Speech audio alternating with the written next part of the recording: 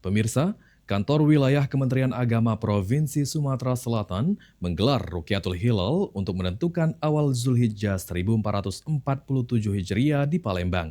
Meski secara astronomi posisi hilal telah memenuhi kriteria Mabims, hilal dilaporkan belum berhasil terlihat saat pemantauan berlangsung.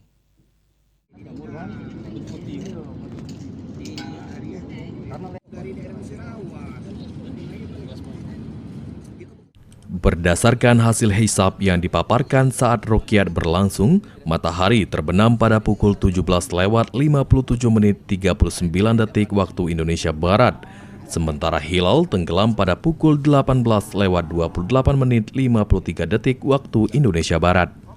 Posisi hilal tercatat berada pada ketinggian 6 derajat 6 menit 20 detik di atas ufuk mar'i dengan sudut elongasi sebesar 9,61 derajat.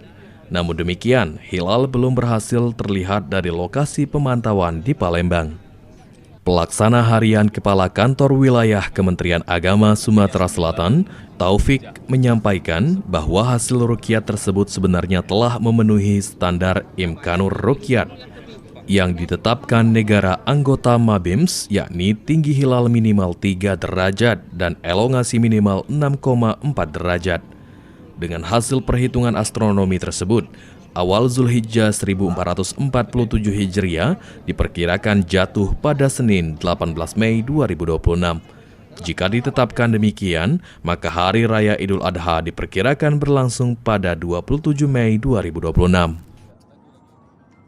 Derajat, maka dapat diperkirakan tanggal 1 Zulhijjah 1447 Hijriah jatuh pada hari Senin tanggal 18 Mei tahun 2026. Hadirin sekalian, hasil rukyat sore ini langsung kita sampaikan kepada Kementerian Agama Republik Indonesia, Ceki Direktur Urusan Agama Islam dan Pembinaan Syariah Kementerian Agama Republik Indonesia di Jakarta untuk menjadi bahan penetapan tanggal 1 Zulhijjah 1447 Hijriah.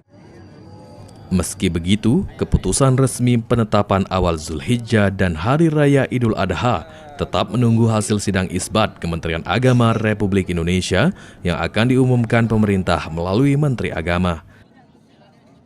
Ilham Wahyudi, PAL TV.